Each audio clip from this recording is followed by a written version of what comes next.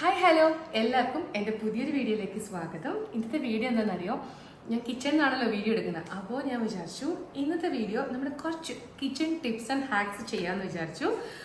എനിക്ക് അറിയുന്നത്, അതുപോലെ തന്നെ എൻ്റെ അമ്മ വീട്ടിൽ ചെയ്യുന്നത്, അതുപോലെ ഞാൻ ചെയ്ത് നോക്കിയിട്ടുള്ള കുറച്ച് കാര്യങ്ങൾ അപ്പോൾ നിങ്ങൾക്കും കൂടെ വളരെ ഹെൽപ്ഫുൾ ആവുമെന്ന് ഞാൻ വിചാരിച്ചതുകൊണ്ട് തന്നെ ഒരു വീഡിയോ എടുക്കാമെന്ന് തീരുമാനിച്ചു. അപ്പോൾ നമുക്ക് കൂടുതൽ ഇൻട്രൊഡക്ഷൻ ഒന്നും ആവശ്യമില്ല, പെട്ടെന്ന് വീഡിയോയിലേക്ക് പോയാലോ. നമ്മൾ കുറച്ച് ദിവസം മുന്നേ വീട്ടിലെന്തോ ചെയ്തപ്പം അതൊരു കുറുക്ക് വഴിയാന്ന് തോന്നി. അപ്പോൾ ഞാൻ വിചാരിച്ചു ഇതൊരു വീഡിയോ ആക്കിയാൽ എന്താ. അതുകൊണ്ട് തന്നെ അതുപോലെ കുറേ കാര്യങ്ങൾ ഞാൻ ഇങ്ങനെ നോട്ട് ചെയ്ത് വെച്ചു കേട്ടോ. കാരണം പെട്ടെന്ന് ഒരു ദിവസം വീഡിയോ എടുക്കുമ്പോൾ എല്ലാം ഓർമ്മ വരണമെന്നില്ലല്ലോ. അപ്പം ഞാൻ ഇതുപോലെ കുറച്ച് സംഭവങ്ങൾ ഫോണിൽ നോട്ട് ചെയ്തിട്ടുണ്ടായിരുന്നു. അപ്പം നമുക്ക് ഓരോന്നായിട്ട് പറഞ്ഞു തുടങ്ങിയാലോ.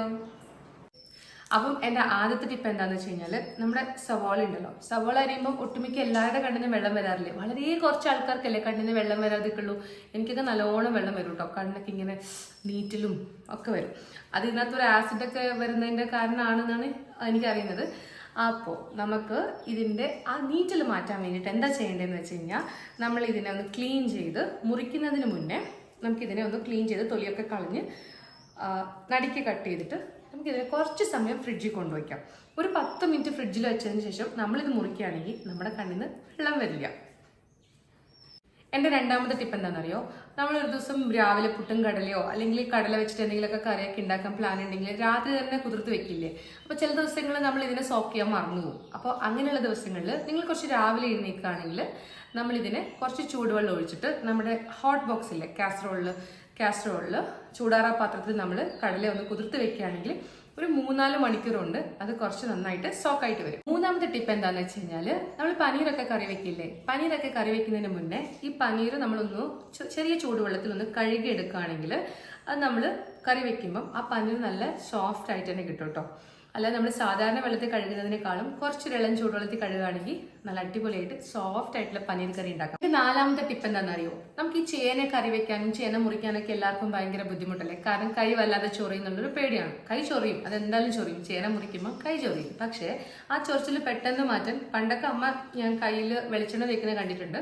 പക്ഷേ എനിക്ക് അതിനേക്കാളും ഒരു എഫക്റ്റീവായിട്ടുള്ള ടിപ്പ് എന്താണെന്ന് വെച്ച് കഴിഞ്ഞാൽ, നമുക്കൊരു മാക്സിമം ചൂടുവെള്ളം, നമ്മുടെ കൈ കഴുകാൻ പറ്റുന്ന മാക്സിമം ചൂടുള്ളൊരു വെള്ളം ഉണ്ടല്ലോ, ഒത്തിരി തിളച്ച വെള്ളം എന്നല്ല പറയണേ, നമ്മുടെ കൈക്ക് സഹിക്കാൻ പറ്റുന്നത്ര ഒരു ചൂട്. ആ ചൂട് വെള്ളത്തിൽ നമ്മുടെ കൈ ഒന്ന് കഴുകുകയാണെങ്കിൽ പെട്ടെന്ന് ആ ചൊറിച്ചിലങ്ങ് മാറി കിട്ടും.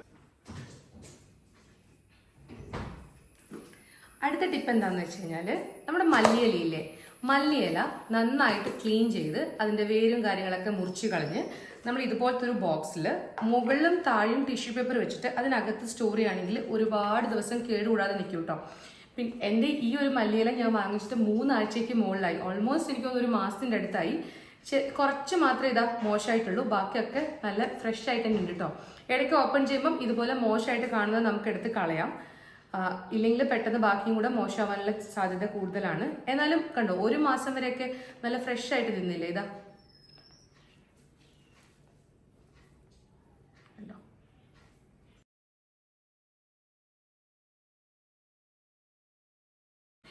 അപ്പം നെക്സ്റ്റ് ടിപ്പ് എന്താണെന്ന് വെച്ച് കഴിഞ്ഞാൽ, എൻ്റെ കുക്കിംഗ് വീഡിയോസ് ഒക്കെ കാണുന്നവർക്ക് അറിയാം, ഷോർട്ട് വീഡിയോയിൽ ഞാൻ പറഞ്ഞിട്ടുണ്ട്, നമ്മൾ വെണ്ടയ്ക്ക് മെഴുക്കുവരട്ടിയൊക്കെ ഉണ്ടാക്കുമ്പോൾ അതിന് വല്ലാത്തൊരു വഴുവഴുപ്പുണ്ട്. അപ്പോൾ ആ വഴുവഴുപ്പ് മാറി കിട്ടാൻ വേണ്ടിയിട്ട് കുറച്ച് ചെറുനാരങ്ങ നീര് ഒഴിക്കുകയാണെങ്കിൽ വഴുവഴുപ്പ് പൂർത്തിയായിട്ട് അങ്ങ് മാറി കിട്ടും കേട്ടോ.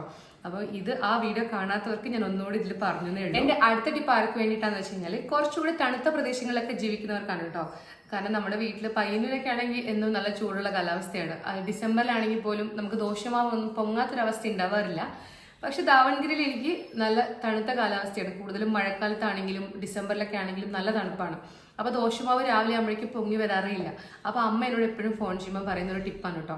നമ്മൾ ദോശമാവ് രാത്രി റെഡിയാക്കിയിട്ട് നമ്മുടെ റൈസ് കുക്കറില്ലേ, ആ വലിയ റൈസ് കുക്കർ, ആ റൈസ് കുക്കറിൽ നമ്മൾ ഇറക്കി വെക്കുകയാണെങ്കിൽ രാവിലേക്ക് അതിൻ്റെ ഒരു ചൂട് കാരണം നന്നായിട്ട് പൊങ്ങി വരാറുണ്ട്. അപ്പോൾ ഈ ഒരു ടിപ്പ് പുറത്തൊക്കെ താമസിക്കുന്നവർക്ക് അല്ലെങ്കിൽ നല്ല തണുപ്പുള്ള പ്രദേശങ്ങളിൽ ജീവിക്കുന്നവർക്ക് ഒരു ഹെൽപ്ഫുൾ ആവുന്ന ടിപ്പ്. ഇനി എനിക്ക് പറയാനുള്ള ടിപ്പ് എന്താണെന്ന് വെച്ച് കഴിഞ്ഞാൽ, ഒരു ടിപ്പിൽ തന്നെ 2 കാര്യങ്ങളുണ്ട് കേട്ടോ. ഒന്ന് അമ്മ പറഞ്ഞതും ഒന്ന് അമ്മായിമ്മ പറഞ്ഞതും. അപ്പം ഞാൻ വിചാരിച്ചു രണ്ടും കൂടി സത്യം പറഞ്ഞു കഴിഞ്ഞാൽ രണ്ടാളെയും വിഷമിപ്പിക്കണ്ടല്ലോ. അപ്പോൾ 2 ടിപ്പും കൂടെ ഒരുമിച്ചാക്കിയിട്ട് പറയാമെന്ന് ഞാൻ വിചാരിച്ചു.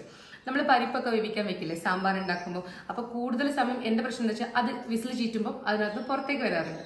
അമ്മ പറഞ്ഞു കുറച്ച് കുക്കിംഗ് ഓയിൽ ഒഴിച്ചു കൊടുത്താൽ അത് ചീറ്റി വരില്ലാണ്. അമ്മായിമ്മ പറഞ്ഞു അതിലൊരു സ്പൂൺ കൂടി ഇട്ട് കഴിഞ്ഞാൽ അത് ചീറ്റി വരില്ലാണ്.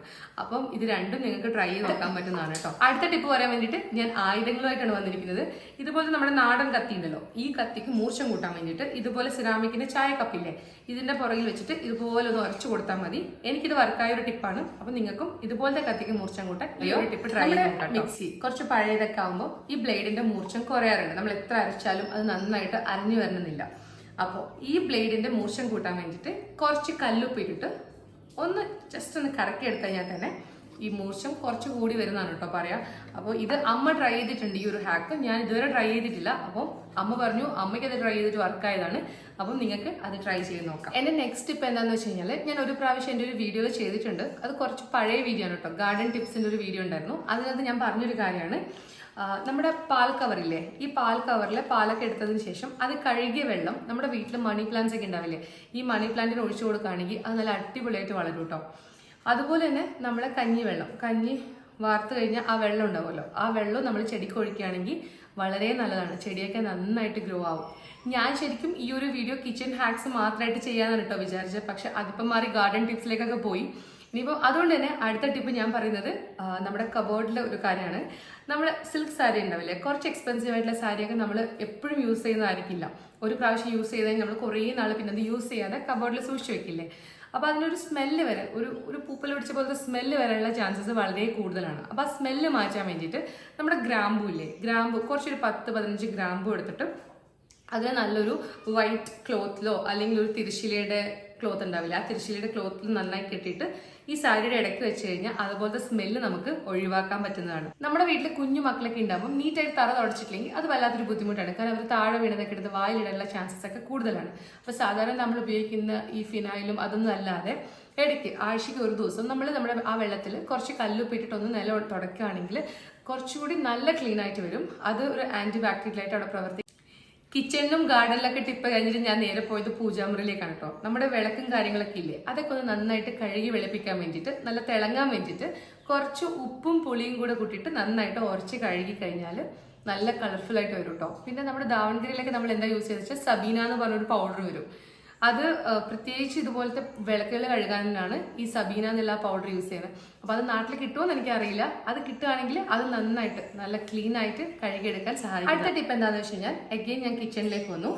നമ്മുടെ ഈ പച്ചമുളകില്ലേ, പച്ചമുളക് നമ്മളിങ്ങനെ പ്ലാസ്റ്റിക് കവറിലൊക്കെ സ്റ്റോർ ചെയ്യുമ്പോൾ പെട്ടെന്ന് അത് ചീഞ്ഞു പോകാൻ ചാൻസ് ഉണ്ട്. അപ്പോൾ എന്താ ചെയ്യേണ്ടതെന്ന് വെച്ച് കഴിഞ്ഞാൽ, നമ്മൾ പച്ചമുളക് വാങ്ങിച്ച് കൊണ്ടുവന്ന ഉടനെ നന്നായിട്ട് കഴുകിയെടുക്കുക. എന്നിട്ട് ഒരു തുണിയിലോ അല്ലെങ്കിൽ ഒരു ടിഷ്യൂലോ വെച്ചിട്ട് നന്നായിട്ട് അതിനൊന്ന് ഉണക്കിയെടുക്കുക.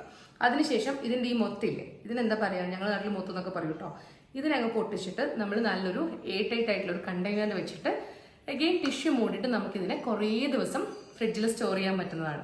അപ്പം ഞാനിന്നൊരു 15 ടിപ്സ് നിങ്ങൾക്ക് പറഞ്ഞു തന്നിട്ടുണ്ട് കേട്ടോ.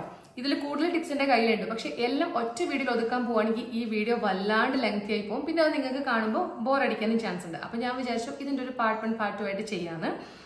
അതുകൊണ്ട് തന്നെ നിങ്ങളുടെ കയ്യിൽ ഇതുപോലത്തെ എന്തെങ്കിലും ടിപ്സ് ഉണ്ടെങ്കിൽ ഇതിൽ താഴെ കമന്റ് ആയിട്ട് എഴുതുകയാണെങ്കിൽ എൻ്റെ അടുത്ത വീഡിയോയിൽ നിങ്ങളുടെ പേര് സഹിതം പറഞ്ഞിട്ട് ഞാൻ നിങ്ങളുടെ ടിപ്പ് കൂടെ പറയുന്നതായിരിക്കും കേട്ടോ. അപ്പോൾ ഇന്നത്തെ ഈ ടിപ്സ് കുറച്ച് പേർക്കെങ്കിലും ഹെൽപ്പ് ആവുമെന്ന് ഞാൻ വിചാരിക്കുന്നു. അതുകൊണ്ട് തന്നെ നോട്ട് ചെയ്യാൻ ആരും മറക്കരുത് കേട്ടോ, എവിടെയെങ്കിലും എഴുതി വെച്ചോളൂ. അപ്പോൾ ഈ വീഡിയോ ഇഷ്ടമായി കഴിഞ്ഞാൽ എന്തായാലും ലൈക്ക് ചെയ്യാൻ മറക്കരുത്. നിങ്ങളുടെ ഫ്രണ്ട്സിനും ഫാമിലിക്കും ഒക്കെ ഇത് ഷെയർ ചെയ്ത് കൊടുക്കണം കേട്ടോ. പിന്നെ സബ്സ്ക്രൈബ് ചെയ്യാനും മറക്കരുത്. പുതിയ വീഡിയോ ആയിട്ട് വരുന്നത് വരെ ബൈ ബൈ.